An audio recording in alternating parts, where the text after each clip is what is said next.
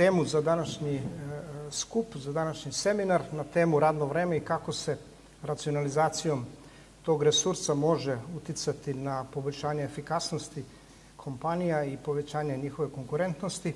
Bilo je, da kažem, dileme šta izabrati. Moj kriterijum je bio šta može najlakše da stane u neka 2 megabajta podataka koje sam trebao da pošaljem Nikoli, što ne znači da tema nije aktuelna. Upravljanje odsustvima ili bolje rečeno odsutnostima je nešto što je možda najprimerenije nama kad govorimo o radnom vremenu kao jednoj kategoriji koja je veoma, veoma interesantna, kako za nas informatičare, tako i za menadžere u kompanijama.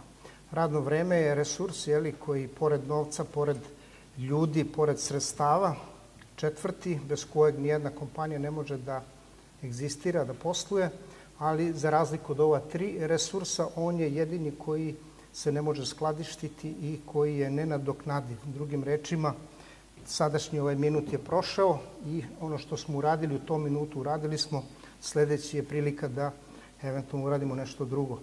Otuda priča o odsutnostima je jako značajna i opet prilika da informatičari pokažu da mogu puno uraditi na tome da poboljšaju praćenje odsutnosti, upravljanje odsutnostima u kompaniji i da time obezbede značajnu prednost kada je u pitanju racionalno poslovanje. Samo da vidim, tu smo. Najpre govorit ću malo, možda preći brže preko nekih slajdova, sama reč apsentizam ili odsutnost, srpski apsentizam. U jednoj anketi koju smo sproveli među našim korisnicima, Špica kao kompanija koja se bavi dugo godina sistemima za upravljanje radnim vremenom ima više od 3000 korisnika svojih. Do sada u 24 države EMEA regije. Ovako su bili neki odgovori, da 95% anketiranih je to poistovećivalo sa odsutnostima vezanim za bolovanje, dok je najmanji broj to povezivao sa obrazovanjem. Neki su čak dosta veliki broj, trećina, to svodili na prekršaje radne discipline. Šta je apsentizam? Znači, generalno odsutnost, izostanak, neprisutnost na nekom mestu ili u nekoj akciji, figurativno rastresenost, zamišljenost, to već znamo, možemo pronaći ta tumačenja. Sa gledišta poslovanja, odnosno kompanije, odnosno informatičke nekakve priče, bitno je da razlikujemo grupe koje su karakteristične za odsutnost, to su pre svega zdravstvena odsutnost, s druge strane to su odsutnosti koje se svrstavaju u odmor, obuke, usavršavanje, službena putovanja, znači planirane neke stvari, planirane odsutnosti i treća kategorija, namerno crveno stavljeno ovde, to su prekršaj i odsutnost, može biti i prekršaj, to su kašnjenje na posao, rani odlasci, produžene pauze za ručak, privatni poslovi u radno vreme, kraće pauze za kafu, više nego što treba, kraće pauza, sve interesantnija pauza za pušenje. Dakle, bitno je razlikovati grupe apsentizama i prema tome i pratiti u stvari njihova pojavljivanja. Neću mnogo dužiti, ono što je jako bitno, to znači razlikovati da mogu biti neplanirane kraće odsutnosti, dan ili 2, planirane kraće odsutnosti i produžena duža odsustva koja se mogu unapred najaviti. Zašto je ovo bitno? Kad se uzme u obzir, recimo, dosta ozbiljna analiza koja je napravio PricewaterhouseCoopers u 2011. pokazuje da broj apsentizma u Engleskoj procenat po radniku ide čak 10 dana godišnje. U zapadnoj Evropi taj broj se bliži negde podatku 10 dana. Azija Pacifik je najmanje za 4,5 dana po čoveku, što je i normalno, kad znamo koliko kompanija, odnosno rad u kompaniji za ljude koji rade u Aziji znači. U Engleskoj, zašto nije to pitanje nediscipline, nego naprotiv pitanje velikih prava koje zaposleni imaju, otuda je broj dana odsutnosti dosta veliki. Prosečni broj izgubljenih dana u različitim sektorima pokazuje da u neprofitnim organizacijama godišnje to je nekih skoro 4% od ukupnog radnog vremena. Kada su u pitanju ljudi, to je negde blizu 9% po čoveku izgubljenih dana, 9 dana po zaposlenom. Šta znači to 9 dana po zaposlenom ili, ne znam, u javnom sektoru čak više od 9? Ako uzmete u obzir da u nekoj firmi ima 100 ili 200 zaposlenih, ako napravite neku računicu da je dnevnica, ne znam, 20 eura ili sat, uzmete u svoje firme ili neki primjer ili statistike, pomnožite to sa brojem ljudi, brojem dana i vidjet ćete da u proseku po zaposlenom se te gubici mere iznosima koji idu po zaposlenom od 1000 do 2000 eura godišnje. U firmi koja ima 100 zaposlenih to se znači može uporediti sa brojkom većom od 100.000 eura godišnje. Znači nisu ni malo zanemarljivi podaci. Uzmite našu javnu upravu, uzmite broj zaposlenih tamo, pomnožite to sa 30.000 i vidjet ćete o kakvim se sredstvima radi. Znači, nisu za Srbiju tačno.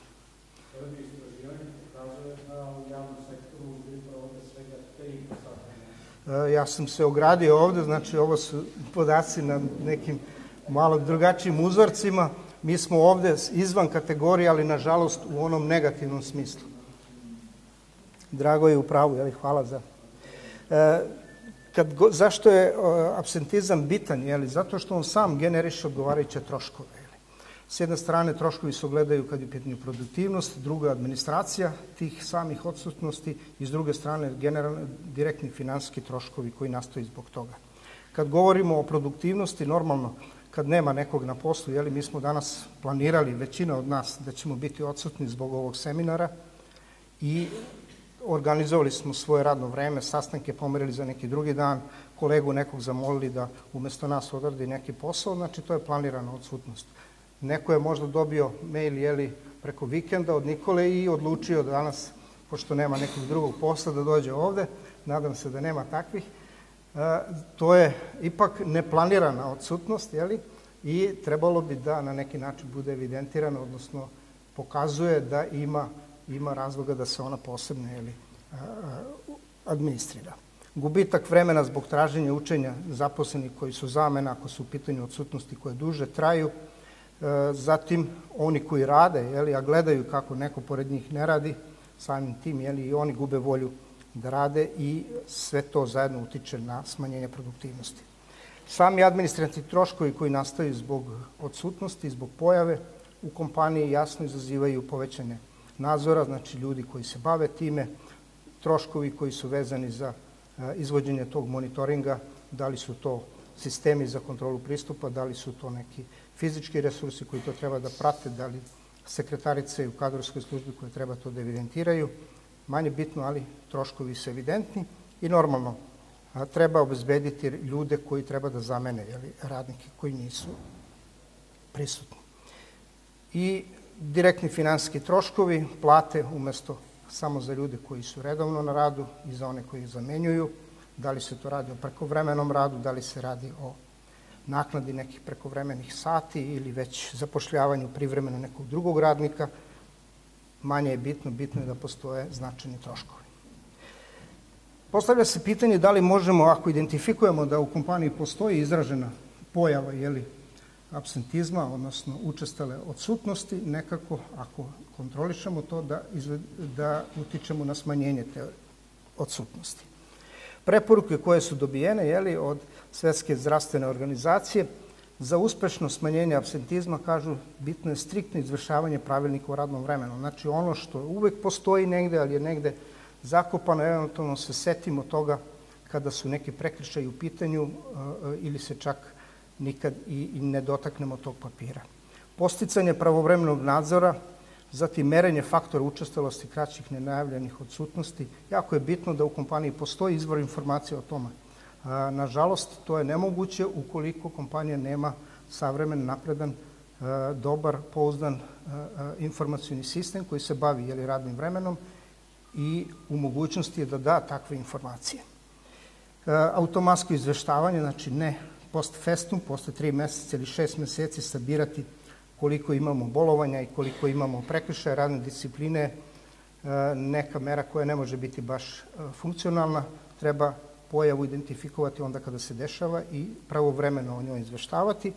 Zatim, uvesti direktnu komunikaciju sa onima koji odsustvuju, odnosno onima koji prave češće te odsutnosti, da to ne bude samo administrativni odnos preko papira i s druge strane normalno proveravati nekakve statističke podatke vezane za odsutnost. Tipično je, na primjer, ponedeljak i petak kada od gotovo svih odsutnosti koje se pojavljuju, a koje su nenajavljene, dešavaju se petak ili ponedeljak. Sasvim je jasno zašto je to tako.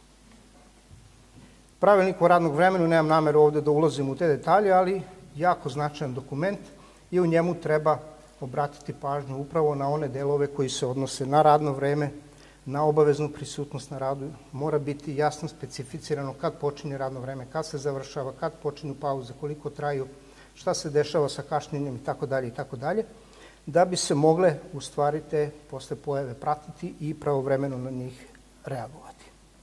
U Engleskoj su od 2010. umesto klasičnih doznaka za bolovanje kakve mi imamo, uveli takozvani umesto sick note, fit note. Znači, lekar ne govori o tome da je neko bio bolestan ili da je bolestan, pa da zbog toga neće dolaziti na posao, nego na osnovu njegove bolesti kaže koliko on može da radi u narednom periodu.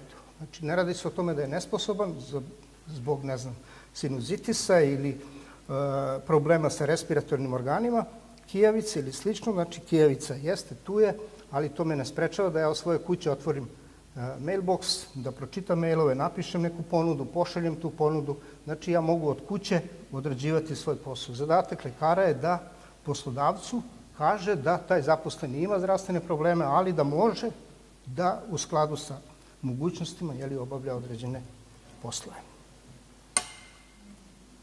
Koje su mere uvedene u proteklim godinama radi smanjenja apsentizma? Postoji više.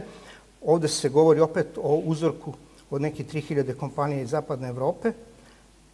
Ono što dominira, to je sistematska praćenja odsutnost. Znači, definitivno nije bitno na koji način, ali više od polovine kompanija prati pojavljivanje odsutnosti. Jer da biste nečim upravljali, morate to i da pratite.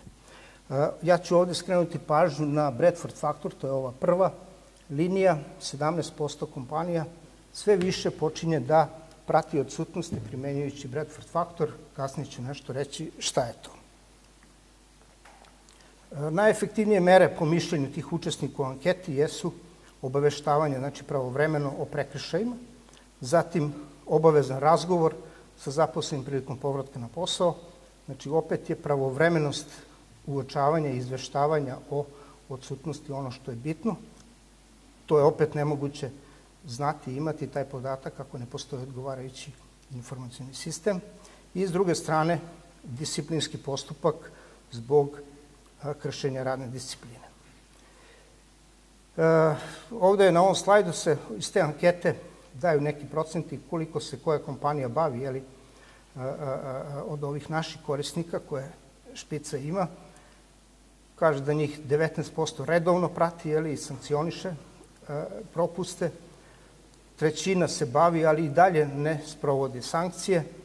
Povremeno se bavi i potrebi sankcioniše 45%, dok onih koji se ne bave uopšte ovim stvarima ima 0%. Drugim rečima, svaka od firmi u kojoj smo mi instalirali svoj sistem na ovaj ili onaj način prati odsutnost i na neki način pokušava da upravlja time. Ovde je jedan podatak opet koji se odnosi na zapadnu Evropu, na Sjedinjene Američke Države, izvinite, od 5200 zaposlenih, 16% kasni sedmično jednom, najmanje jednom. Ovo je podatak iz 2010. mada je pre nastanka recesije i krize ovaj procenat bio čak i veći od 20%. Normalno, u vreme krize, zbog straha za posao, malo je disciplina poboljšana, ali ne zato da bi se više radilo, nego zato da ne bi došli u situaciju da budu otpušteni zbog prekršaja. 8% dva puta sedmično i tako dalje, znači dosta interesantni podaci koji ukazuju zašto je praćenje odsutnosti, odnosno smanjivanje odsutnosti, jako bitno za uspešno poslovanje. Kako upravljati odsutnostima sa aspekta informatike? Treba planirati radno vreme, znači radno vreme ne sme da bude jedna slobodna kategorija. Danas mislimo šta ćemo danas raditi, nego današnji dan mora biti isplaniran prethodno, u prethodnom nekom periodu i danas se moraju obavljati one aktivnosti koje su po tom planu predviđene. Treba evidentirati radno vreme precizno, dolazak na posao, odlazak sa posla i sve ono što je vezano za radno vreme. Treba nadgledati izvršavanje, odnosno korišćenje radnog vremena, naglasak je na odgovornosti menadžera. Ako sistem prisili, po znacima navoda, zaposlenog da tačno dođe i tačno ode, on nije odgovoran da li će imati posla ili ne, bar na nekim funkcijama. Oni koji su na višem nivou odgovornosti su sad obavezni da pripreme odgovarajuće poslove i zadatke za zaposlene koji su na svom radnom mestu. I normalno, analiza podataka i odgovarajuća akcija, reakcija na to. To je proces koji je cikličan. Kad sam pomenuo pokazatelje apsentizma, ovde ću pomenuti recimo faktor izgubljenog vremena, znači broj izgubljenih dana puta 100, podeljen sa brojem svih radnih dana.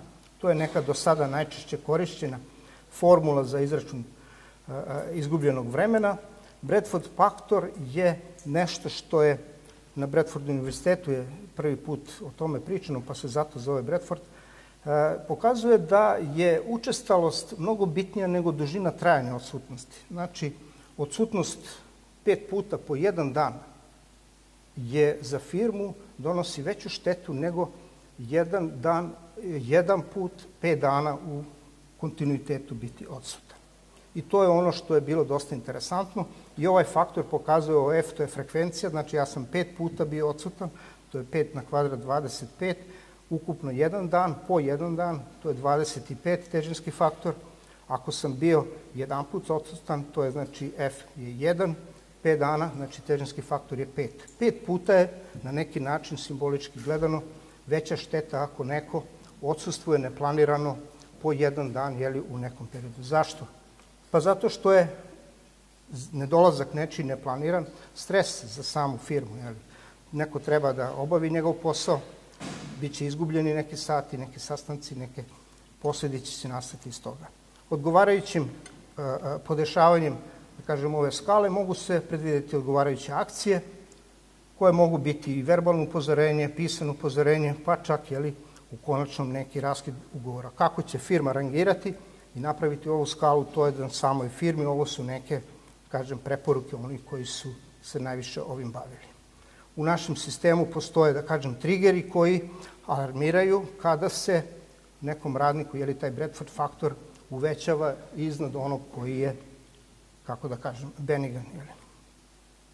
Ovako izgleda jedan tipičan izveštaj o odsutnostima, da se ne uplašite od ovih šara, ono što nekog ko prati zanima, to je crveni kvadrati, ovde se jasno uočava da ih ima samo u jednom danu kod svih ljudi i da samo sporadično se pojavljuje još ponegde kod nekog čoveka. Možda je taj dan bio dan za štrajk, možda je taj dan bio, ne znam, Sveti Nikola, pa ne, slave su nešto što je planirana odsutnost, ali ovo se radi o težem prekršaju radne obaveze. Znači, jedan ovakav slikovit prikaz može onom ko prati sistem dati odmah informaciju u deliću sekunda da li je nešto u firmi alarmantno ili nije. Vratit ću se samo na trenutak na ovaj slajd. Znači, bitno je za upravljanje odsutnostima podeliti ih u kategorije, te kategorije razvrstati na tipove i onda po svakom od tih u okviru informacionog sistema obezbediti odgovarajuću evidenciju, odnosno statistiku. U ovom grafu se pokazuje da ova zelena boja se odnosi najviše na prekršaje pri dolasku. Znači, kašnjenja su oni prekršaji koji se najčešće dešavaju. Zatim, prekršaj pri odlasku, to je ovo ispod crvena boja. I prekršaj obavezne prisutnosti, ova plava boja. Znači, ako je današnji dan od 8 do 16, ne znam, definišemo kao obaveznu prisutnost od 10 do 14, to znači da u tom vremenu radnik mora biti prisutan bez obzira na vrstu posla koji obavlja. Prekršaj te obavezne prisutnosti se posebno evidentira. Razne tabele koje mogu prikazivati to u satima, po periodima, su neophodne da bi se pravovremeno moglo reagovati. Tipovi odsutnosti opet mogu biti jasno vidljivi. Godišnji odmori, znači oni odnose najviše vremena, što je prirodno. Tu su bolovanja, ono što je interesantno, to su periodi kada bolovanja rastu, oko 1. januara, tamo, ne znam, mart mesec ili jun, jul mesec, kada je vreme godišnjih odmora. I dolazimo do kraja ove prezentacije. Znači, upravljanje odsutnostima, odnosno apsentizmom, kao svoju posledicu daje takozvani prezentizam. Prevedeno na naš kolokvijalni žargon, to bi moglo da znači, često smo to čuli, ne mogu toliko malo da me plate koliko ja malo mogu da radim. Ok, doći ću na vreme, otići ću na vreme, ali ću u toku radnog vremena surfovati internetom, čitati novine, telefonirati, igrati igrice i raditi sve ono što se ne zove produktivnost ili korist za firmu.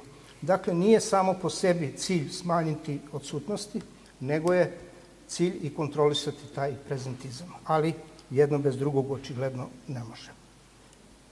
Ono što je bitno, to je da se naglasi da se smanjenjem apsentizma raste odgovornost za planiranje radnih zadataka na dnevnom nivou. Tu dolazimo u priču job costinga, rostera, planera i tako dalje. To su sve podsistemi jednog kvalitetnog sistema za upravljanje radnim vremenom, ali o tom neki drugi put.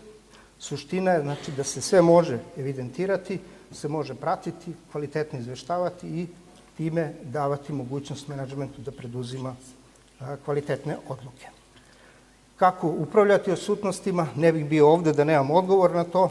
Znači, tu su rešenja poput sistema Time and Space, softver za upravljanje radnim vremenom, rekao sam, na više od 3000 mesta instaliran, više od 1.000.000 prodatih licenci do sada, verzija koja je cloud, interesantna za draga, allhours.com, možete vidjeti, tako se i zove sajt, ili myhours.com, to je opet nešto vezano za planiranje, odnosno korišćenje radnog vremena.